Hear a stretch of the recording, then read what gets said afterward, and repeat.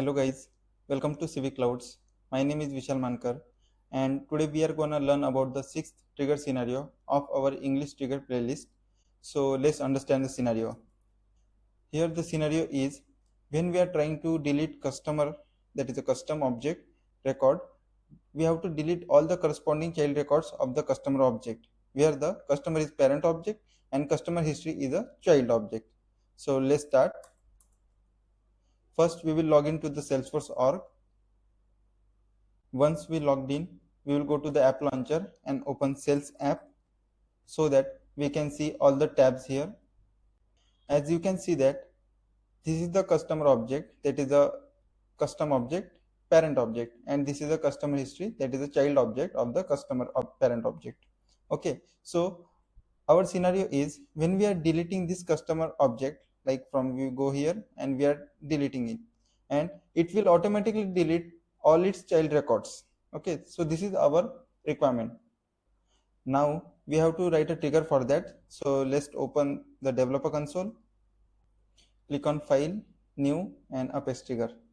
We will give the name as customer trigger and we will select as customer as a S object, customer custom object.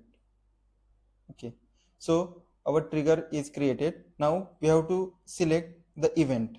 Okay, so we will select event based on our requirement. What is our requirement? So when we delete the parent record, that is customer record, we have to delete the all its child related record, that is customer history record. So we will use here before delete, because before deleting the customer record we have to find out its child record, then we have to delete it. We cannot use here after delete. Why? Because if we use after delete trigger on the customer object, then the customer object record gets already deleted from the database. That means we cannot perform DML queries or any SQL queries or DML on the parent record because they no longer exist. That's why we are gonna use here before delete as a trigger event. As a best practice, we will write here trigger dot is before, trigger dot is delete. Okay, now we will create a handler class. We click on file, new, and apex class. We will give the name as customer trigger handler. Click on OK. We will create a method here as public static void delete related customer histories and save it. Okay, now we will call this delete related customer histories method from this trigger. This is the class name, this is the method name. Okay, now as we know that in the delete event we have the trigger context variable as trigger.old and trigger.oldMap. Okay, so to delete its child record we need the ID of the customer. That's why we are taking here as trigger.oldMap. Why? Because I will explain you in this class. We are passing trigger.oldMap from here. Now we are catching the trigger.oldMap in this class, map of ID comma customer old map. Okay, as a best practice we will check old map should not be empty. Old map dot key set dot is empty should not. That means old map should not empty. So in map, remember two things. In map we have two functions, one is key set and another is values. Key set will return the set of keys of this map, okay, and values will return the list of values of this map. Okay, so now we will write here, make a query on its child records, that is customer history.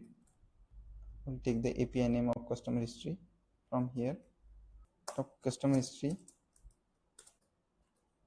where customer in colon this key set, old map dot key set. Why? Because in the key set we are getting the IDs of the records that are gonna delete. Okay, in this key set we got the IDs that are gonna delete. Okay, that is customer IDs, and we are fetching its child records, like select ID from customer history. That means give me the customer history's record whose customers are gonna delete. Okay, now we just have to delete it, but before deleting, as a best practice, we will check here null check. Delete record should not be empty. Okay, and if it is not empty, then delete it. Now we are saving the class. We will also save the trigger. Here trigger and our apex class both are saved. Let's test our changes. Okay, so the first scenario is if we delete a parent record, like if we delete a customer record. Let me create a new customer record. Okay, so this customer record don't have any related customer histories record. Okay, so if we delete it, it will not do anything.